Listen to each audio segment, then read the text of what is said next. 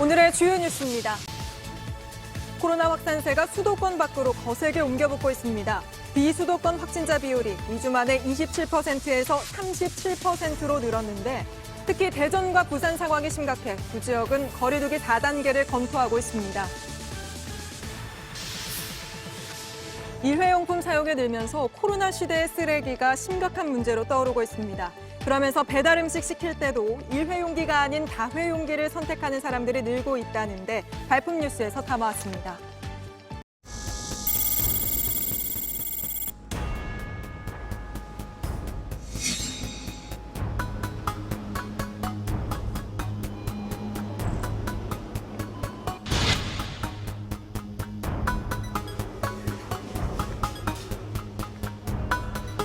설렁탕 2그릇 팔고 갈 때도 있어요. 저녁 내내. 저녁 내. 그래도 해야죠. 어떡하겠어요.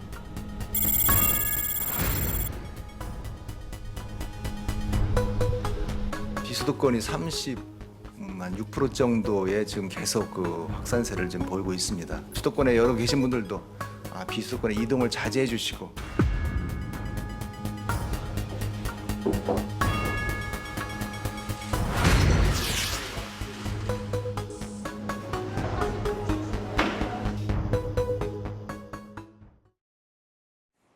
보신 것처럼 수도권 밖의 상황도 갈수록 걱정입니다. 특히 부산과 대전이 심상치 않습니다. 부산의 경우 목욕탕 2곳에서 관련 확진자가 빠르게 늘고 있는데 검사받아야 하는 사람만 2,500명이나 될 정도입니다. 대전에 이어 부산도 거리두기를 4단계로 올릴지 검토하고 있습니다. 먼저 윤두혜 기자입니다. 부산 동래구에 있는 한 목욕탕입니다. 오늘 하루에만 이용객 20명과 접촉자 4명이 확진돼 지금까지 관련 확진자가 66명 나왔습니다. 확진자들과 비슷한 시간에 함께 목욕을 해 검사를 받아야 할 대상만 2,500명가량 됩니다. 동구의 또 다른 목욕탕에서도 오늘 이용객 7명이 추가 확진돼 누적 확진자가 23명으로 늘었습니다. 탕 내는 마스크를 쓰는 규정이 없습니다. 특히나 혼자가 아닌 동행인이 만남으로써 대화 등을 통해서 감염이 되는 것으로 생각이 됩니다. 목욕탕을 중심으로 확진자가 늘자 부산시는 다음 주 목요일까지 모든 목욕장업 종사자들에게 진단 검사를 받으라는 행정명령을 내렸습니다.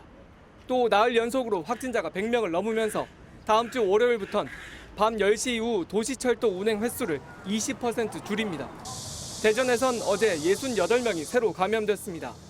최근 일주일 동안 하루 평균 확진자가 70명에 달해 4단계 격상 기준을 넘어섰습니다. 비수도권 상황이 심상치 않게 돌아가자 정부는 내일 비수도권 전체를 3단계로 올릴지 결정합니다. 지금 3단계인 부산과 대전을 4단계로 올릴지도 중대본과 논의를 거쳐 다음 주 초 발표할 예정입니다. JTBC 윤두열입니다.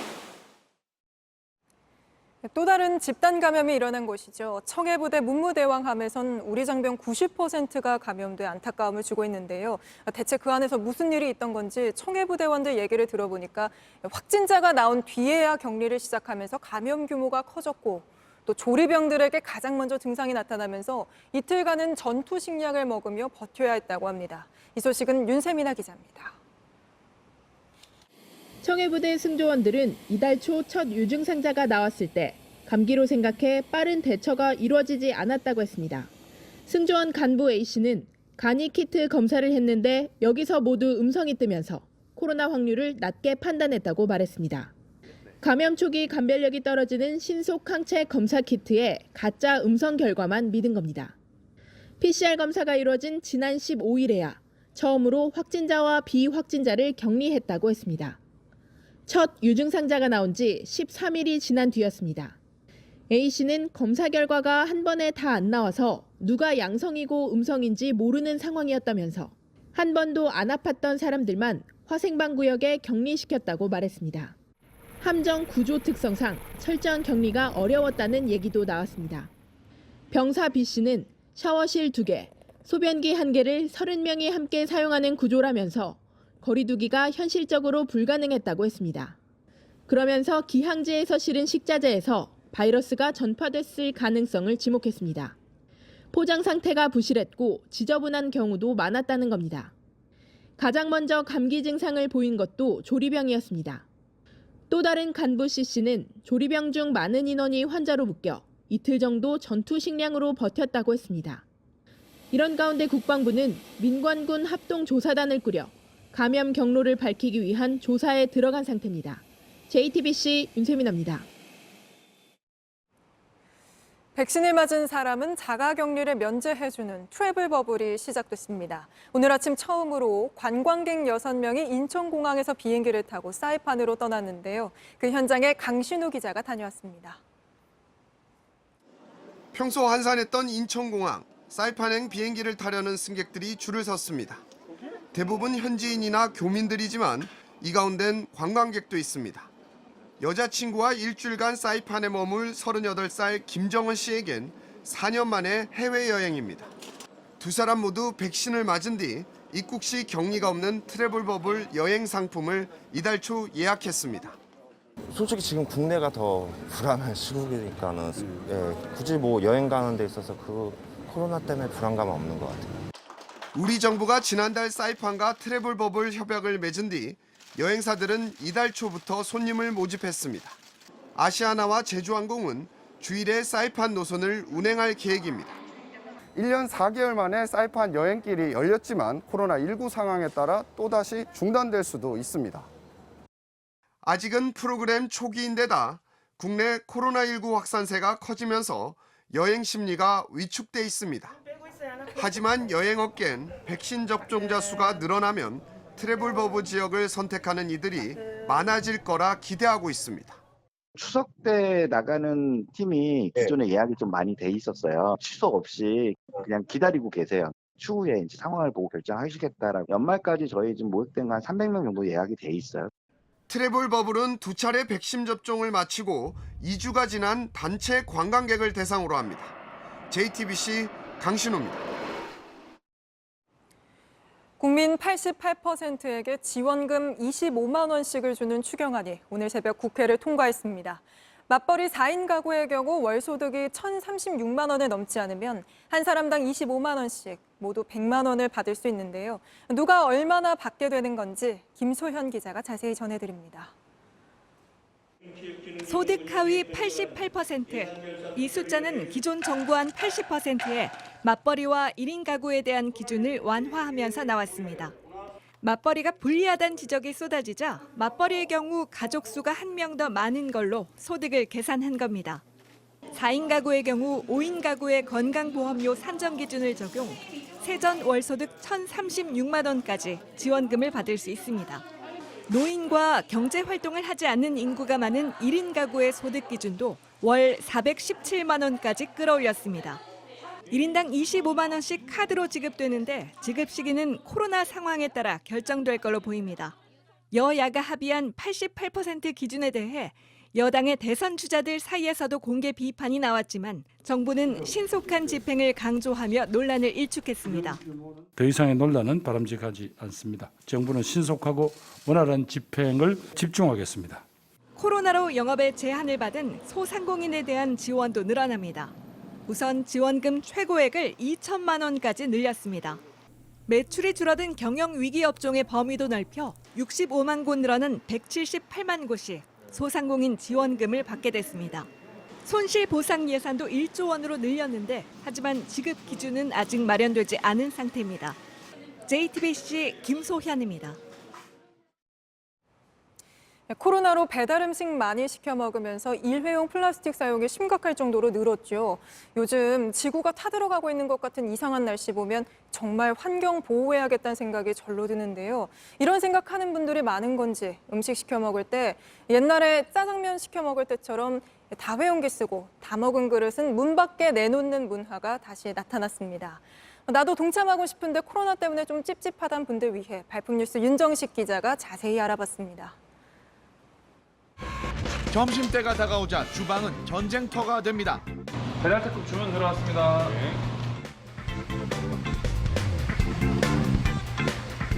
지금 점심시간이라 배달 주문이 아주 많이 들어오고 있습니다. 그런데 이 집 배달 뭔가 조금 다릅니다.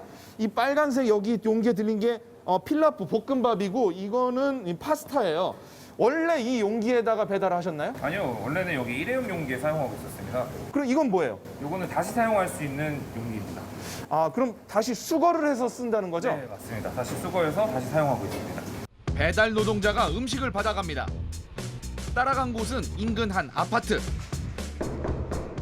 이 소비자는 주문 단계에서 다회용기 사용을 요청했습니다. 일회용기 사용을 콕 집어 거부한 건데 왜 그랬는지 직접 물어봤습니다. 잠깐만요. 네. 지금 이거 다회용기로 시키셨잖아요. 네. 좀 이게 이유가 있으세요? 아유, 이건 코로나 시대에 이제 배달 음식을 피할 수가 없이 시키게 되는데 항상 쓰레기가 너무 많이 나오고. 혹시 찝찝하지 않으세요? 저희 식당 가면은 다 거기서 나오는 그릇을 쓰잖아요, 공용적으로. 그래서 저는 그런 생각은 해보지 않았던 것 같아요. 음식이 들어간 지 약 40분. 빈 그릇이 나옵니다. 이 그릇은 한두 시간 후 전문 수거업체가 가져가게 됩니다. 이후 세척 작업을 거치는데 이제 이틀에서 3일 후면은 다시 음식점으로 이 그릇은 나가 재사용되게 됩니다. 관건은 위생입니다. 최근에는 코로나19 유행으로 다른 사람이 사용한 그릇을 다시 사용하기 꺼리는 소비자가 많습니다. 그릇을 어떻게 씻는지 보러 세척업체를 찾아갔습니다. 수거한 그릇을 세척장으로 옮깁니다. 곧바로 불림, 애벌, 고온, 고압 세척을 거쳐 소독과 살균 등 7단계 공정을 거칩니다. 마지막 단계는 미생물 검사까지 합니다. 웬만한 집에서 설거지하는 것보다 훨씬 더 깨끗하다고 저희는 자부심을 가질 수 있습니다. 사실 아직 우리 주변 소규모 식당은 예나 지금이나 다회용기를 사용합니다. 코로나19 유행 국면에 문제된 적은 없습니다. 사장님, 이거 뚝배기하고 냄비 그대로 그냥 실으셨던데 이거 일회용품 안 쓰세요? 우리는 원래 그렇게 했어. 전문가에게 물었습니다.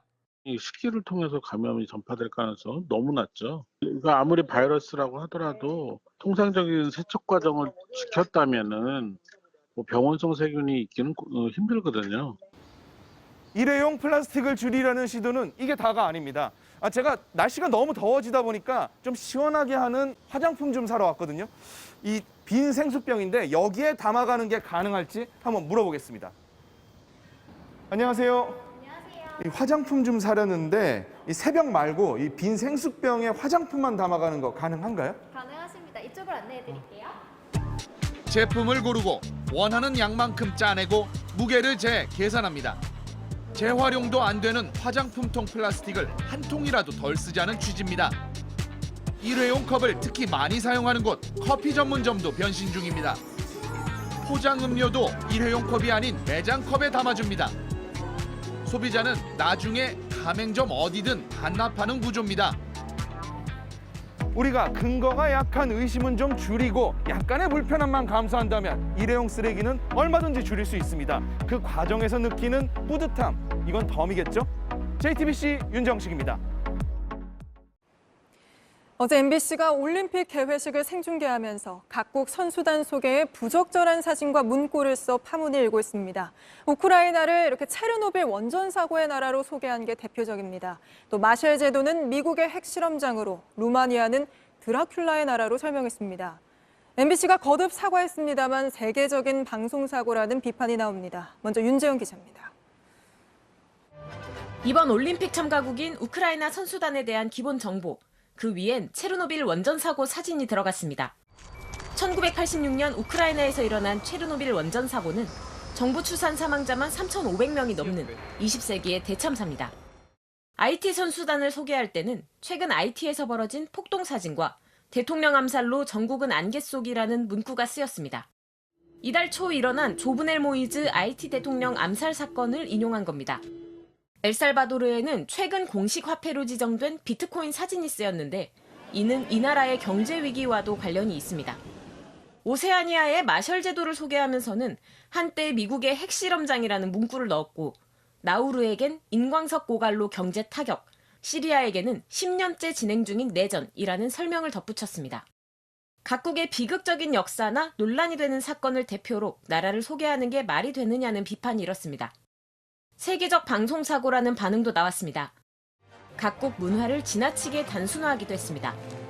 루마니아 소개엔 드라큘라, 이탈리아는 피자, 노르웨이는 연어 사진이 쓰였습니다. 논란이 커지자 MBC 중계진은 해당 방송 말미에 일부 국가 소개가 부적절했다며 사과했습니다. 공식 입장문을 통해 짧은 시간 쉽게 소개하려는 의도였지만 배려와 고민이 크게 부족했다며 후속 조치를 하겠다고 했습니다. JTBC 윤재영입니다. MBC가 오늘 재발 방지를 약속했습니다만 사실 MBC는 2008년 베이징 올림픽 중계 때도 비슷한 논란을 일으켰습니다. 그때도 개회식 때 국가 소개하면서 다른 나라를 비하하는 내용을 방송에 담았다는 지적을 받았고 방송통신심의위원회가 중징계를 내리기도 했습니다. 이어서 강희연 기자입니다. 2008년 베이징 올림픽 개회식 당시 MBC 중계 화면입니다. 수단 선수들이 입장하는 동안 국가를 소개하는 문구로 오랜 내전으로 불안정하다는 설명을 달았습니다. 이뿐만이 아닙니다.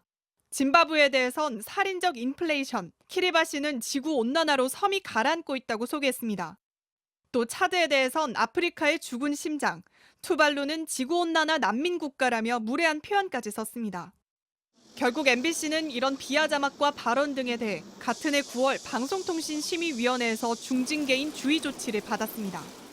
하지만 13년 뒤 같은 문제가 반복된 겁니다. 해외 외신들도 어제 MBC 방송을 빠르게 전했습니다. 일본 마이니치 신문은 한국 방송국이 개회식 중계에서 국가를 잘못 소개했다고 보도했고, 영국 인디펜던트는 한국 방송국이 국가적 고정관념에 대해서 사과했다고 전했습니다. 해외 누리꾼들도 소셜미디어를 통해 불쾌하다는 입장을 내놓고 있습니다. 일부 해외 누리꾼들은 캡처한 방송 화면을 소셜미디어 등에 공유하며 한국은 무례하다, 미쳤다고 비난했습니다. JTBC 강연입니다. 다음 소식입니다. 경찰이 민주노총이 방역수칙을 어기고 대규모 집회를 강행했다고 보고 수사 중인데요. 양경수 위원장은 3차례 출석 요구에도 나오지 않고 있어 강제 수사까지 검토 중입니다. 오효정 기자입니다. 지난 3일 민주노총은 서울 종로 일대에서 8천여 명 규모의 전국 노동자 대회를 열었습니다. 중대재해 대책과 비정규직 철폐, 최저임금 인상 등을 요구하는 자리였습니다. 이후 참석자 3명이 코로나19 확진 판정을 받았습니다. 서울경찰청은 특별수사본부를 꾸려 감염병 예방법 위반 혐의 등을 조사하고 있습니다. 코로나19 확산을 막기 위해 서울 도심 집회는 9명까지만 허용됐는데 이 인원을 훌쩍 넘겼다는 겁니다. 경찰은 민주노총 간부들을 불러 조사한 데 이어 양경수 위원장에게도 3차례 소환을 통보했습니다. 하지만 어제까지 조사에 응하지 않아 체포영장 신청 등 강제 수사 방안도 검토하고 있습니다. 양 위원장은 5월과 6월 사이에 열린 민주노총 집회에 대해서도 한 차례 경찰 조사를 받은 바 있습니다. 이런 가운데 민주노총은 어제 강원 원주에서 400여 명 규모의 집회를 강행했습니다. 국민건강보험공단 고객센터 노동자 직접 고용을 촉구하는 집회입니다. 앞서 원주시가 1인 시위를 제외한 모든 집회를 금지하는 행정명령을 내린 만큼 경찰은 전담팀을 편성해 감염병 예방법 위반 등 혐의에 대해 수사에 착수했습니다. JTBC 오효정입니다. 가짜 수산업자 김모 씨로부터 금품을 받은 혐의를 받는 일간지 기자 이모 씨가 오늘 경찰 조사를 받았습니다. 경찰은 이 기자를 상대로 김 씨로부터 차량 편의 등을 제공받았는지 확인했습니다. 앞서 경찰은 가짜 수산업자 김 씨가 검찰, 경찰 간부와 언론인 등에게 금품을 건넨 정황을 확보하고 청탁금지법 위반 혐의로 모두 8명을 입건했습니다. 경찰은 김 씨로부터 포르쉐 렌터카를 받은 의혹을 받는 박영수 전 특별검사도 곧 소환할 것으로 알려졌습니다. 카카오톡 이모티콘, 스마트폰에서 사는 것보다 컴퓨터 PC로 사면 더 싸다는 사실 알고 계셨습니까? 멜론 같은 음원 서비스도 아이폰이냐 아니면 삼성 갤럭시 같은 안드로이드 폰이냐에 따라 가격이 달라지기도 한다는데요. 시장을 지배하는 애플과 구글이 일종의 통행세를 물리고 있기 때문이라고 합니다. 플랫폼 경제 이면을 보여주는 매트릭스 구혜진 기자가 취재했습니다. 카카오톡 이모티콘, 스마트폰으로 사면 2,500원입니다. 그런데 컴퓨터로 PC 카톡에 접속해 구매하면 2,000원입니다. 온라인 콘텐츠는 같은 상품도 무슨 기기에서 결제하느냐에 따라 가격 차이가 크게 납니다. 아이폰으로 사면 안드로이드 폰으로 살 때보다 20% 비싼 건 기본, 30% 넘게 차이가 나기도 합니다. 왜 가격이 달라? 애플의 경우 인앱 결제를 강제해왔습니다. 한마디로 애플이 만든 가게에서가 아니면 물건을 팔 수 없게 만들고 수수료도 강제로 매겨온 겁니다. 인앱 결제로 소비자가 10만 원을 결제할 경우 앱마켓이 수수료로 무려 30%인 3만 원을 떼고 7만 원만 앱 개발자에게 줍니다. 일반 결제의 경우 3% 수준의 결제 수수료만 뗍니다. 원래 그랬는데 왜 갑자기 논란이야? 우리나라 스마트폰 10대 중 7대는 구글의 안드로이드 운영체제를 사용하고 있습니다. 한 해 국내 매출만 6조에 가까운 구글 앱마켓 플레이스토어도 애플처럼 수수료를 강제하기로 하면서 통행세 논란이 커졌습니다. 게임에만 수수료를 부과하던 구글마저 애플처럼 웹툰과 전자책, 음악 등의 콘텐츠에도 30% 수수료를 떼겠다고 한 겁니다. 유료인 게 당연한 거 아니야? 앱을 유통하는 역할을 하는 앱마켓이 앱 판매에 대한 수수료를 받는 것엔 이견이 없습니다. 하지만 콘텐츠가 앱을 통한다는 이유만으로 무려 30%를 내는 건 근거가 부족한 폭리란 지적이 많습니다. 온라인 서비스는 대체로 컴퓨터, 타블렛, 스마트폰 등 기기나 운영체제와 상관없이 같은 아이디를 사용합니다. 때문에 저렴한 곳에서 구매해 수수료가 비싼 기기에서 사용해도 문제없습니다. 넷플릭스 사용료를 결제해본 시청자분들은 아실 겁니다. 넷플릭스는 컴퓨터로만 결제가 가능합니다. 통행세를 회피하기 위해 그렇게 한 겁니다. 다른 나라에서는? 게임업계에선 30% 수수료가 오랜 관행이었지만 문제를 제기하는 움직임이 생겨나고 있습니다. 전 세계에서 제일 유저 수가 많은 게임 포트나이트. 지난해 자체 결제를 하는 기능을 넣자 애플과 구글은 이 게임을 앱마켓에서 퇴출시켰습니다. 제작사인 에픽게임즈는 애플의 1984년 슈퍼볼 광고를 패러디한 영상을 공개했습니다. 빅브라더의 감시를 다룬 조지 오웰의 소설 1984의 배경이 되는 1984년. 애플은 매킨토시를 내놓으며 당시 PC 시장을 독점하던 IBM을 암시하는 빅브라더 화면을 부수는 광고를 했습니다. 컴퓨터 시장 독점이 초래하는 사회 문제를 애플이 맡겠다는 메시지였습니다. 에픽게임즈는 이제 그 빅브라더 자리에 애플이 자리하고 있다는 메시지를 던진 겁니다. 에픽게임즈는 미국과 유럽 등에서 애플과 구글을 반독점 위반으로 고소해 소송을 진행하고 있습니다. 구글 갑질 방지법 통과됐다던데? 지난 화요일 국회 소위를 통과한 소위 구글 갑질 방지법은 애플과 구글이 인앱 결제를 강제하지 못하도록 하는 내용을 담고 있습니다. 하지만 법사위와 본회의 통과가 남아 있습니다. 그때까지는 PC나 웹으로 콘텐츠를 구매하는 게 저렴할 것으로 보입니다. JTBC 구혜진입니다. 서울시가 광화문 광장 안에 있는 세월호 기업 공간을 철거하겠다고 밝히자 민주사회를 위한 변호사 모임이 오늘 국가인권위원회에 긴급 구제 신청을 냈습니다. 서울시는 오는 월요일에 철거하겠다고 예고하고 어제와 오늘 일부 물품을 치우기 위해 기업 공간을 찾았지만 시민단체가 강하게 반발하면서 발길을 돌렸습니다. 도로 전체가 물에 잠겨 거대한 수상 도시를 떠올리게 합니다. 오늘 촬영된 중국 허난성의 성도 정저우 씨인데 이곳을 포함해 허난성에서만 홍수 피해로 오늘까지 모두 56명이 숨졌습니다. 차량 여러 대가 갇힌 터널에선 현재까지 배수와 구조 작업이 계속 이어지고 있습니다. 한편 인도 서부에서 일어난 홍수로 숨진 사람도 130여 명으로 늘었는데 산사태까지 이어지며 수십 명이 매몰돼 지금 구조 작업을 벌이고 있습니다.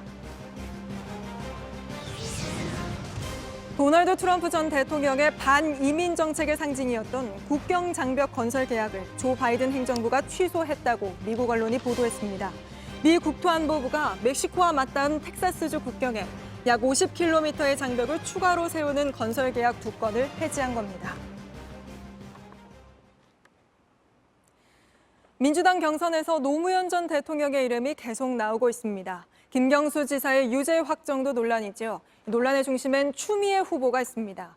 드루킹 사건 판결 다음 날 추 후보를 인터뷰했는데 추 후보는 내 곁에 친문 의원들이 없어도 이해한다는 말을 했습니다. 전용우 기자입니다. 추미애 후보는 삼보일배의 정치인으로도 기억됩니다.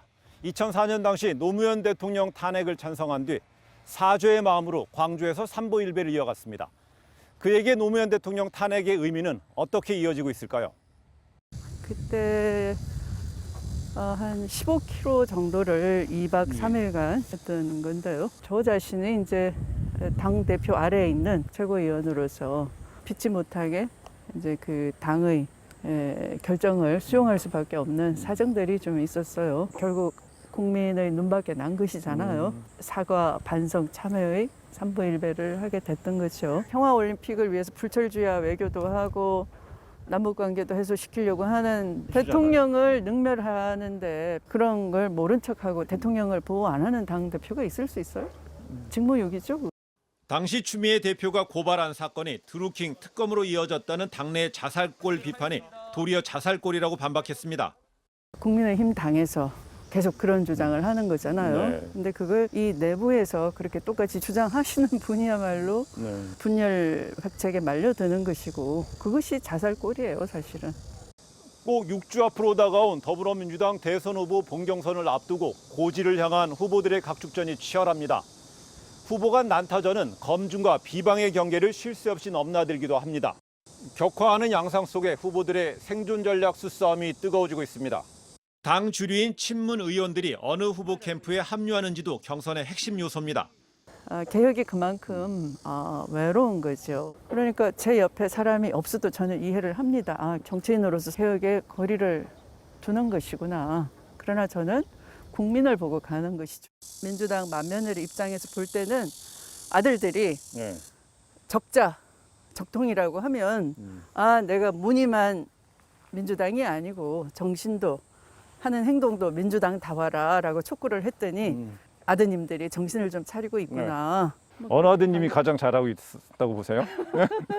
검찰개혁 정답 다 압니다. 언론개혁 어떻게 해야 되는지 정답을 다 압니다. 그런데 용기가 없어요. 그 개혁에 동의를 한다 그러면 저는 다 점수를 줄 것이고요. 엉뚱한 소리 하면 저도 비판을 할 수밖에 없겠죠. 검찰 개혁 얘기 속에 화제가 윤석열 전 검찰총장으로 옮겨갔습니다. 꼭은 높이 날지도 못하고요. 또 어디 멀리 가지도 않아요. 그 주변을 맴돌죠. 꽁 잡는 매라고 할 때는 그 지지율은 그냥 착시 효과이다. 그리고 그건 떨어질 수밖에 없다. 꽁의 속성상. 저의 예언이 맞았지 않습니까?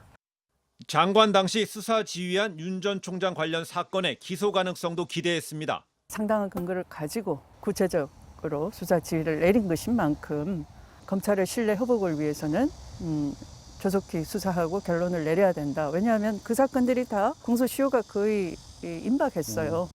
정치권 일각의 이른바 최재형 대안론도 들어봤습니다. 혹시 꽁 대신 닭이라는 말씀 들어보셨나요? 과거에 일어난 일을 재단하는 그런 일에 거의 집중해서 보낸 분들이 그 국가의 미래를 선도할 수는 없다. 더 이상 평가를 할 필요는 없지 않을까 싶습니다. 2시간 가까이 이루어진 인터뷰 말미에 추 후보는 그런 촛불 광장에서 촛불 국민과 함께 눈물을 흘렸던 당 대표로서 제가 그런 걸 개성해서 이어 달리기를 하겠다 하는 것은 JTBC 전용호입니다. 미국에선 코로나19가 빠르게 다시 퍼지고 있습니다. 이번 주 들어 하루 확진자가 이틀 연속 5만 명을 넘더니 11만 명으로까지 치솟았습니다. 이렇게 많이 나온 건 겨울철 대유행의 고비를 지나던 지난 2월 이후 처음입니다. 워싱턴에서 임종주 특파원이 전해왔습니다. 미국 중서부 아이오와주의 이 청소년 캠프에선 직원 8명이 잇따라 확진됐습니다. 결국 1년 넘게 준비한 행사를 취소하고 초등생 200명을 집으로 돌려보냈습니다. They've been looking forward to coming to summer camp, a lot of them for 2 years, and so it's disappointing for them.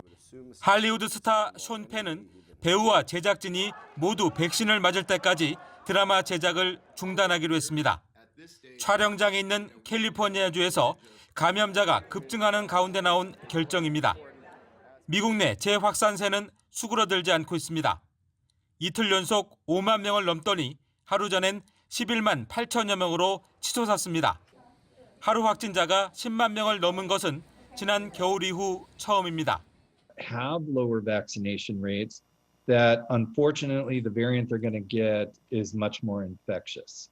그러나 백신 접종 속도는 갈수록 떨어지고 있습니다. 백신에 반대하는 피켓을 집 앞에 공개적으로 내거는 일도 벌어지고 있습니다. 지금까지 백신을 모두 맞은 미국인은 48.9%, 절반 문턱에서 정체되어 있습니다. 마스크를 다시 써야 한다는 여론이 빗발치자 백악관은 완화 지침을 되돌리는 방안을 검토하고 있습니다. 워싱턴에서 JTBC 임종주입니다. 오늘 서울 낮 기온은 올해 들어 가장 높은 36.5도까지 올랐습니다. 이 더위는 밤에도 이어져서 수도권을 중심으로 여러 지역에선 열대야가 나타날 전망인데요. 일요일인 내일도 낮 기온이 36도 안팎까지 오르며 푹푹 찌는 무더위가 계속됩니다. 뉴스룸 저희가 준비한 소식은 여기까지입니다. 오늘도 시청해주신 여러분 고맙습니다. 내일도 저희는 저녁 6시에 찾아뵙겠습니다. 너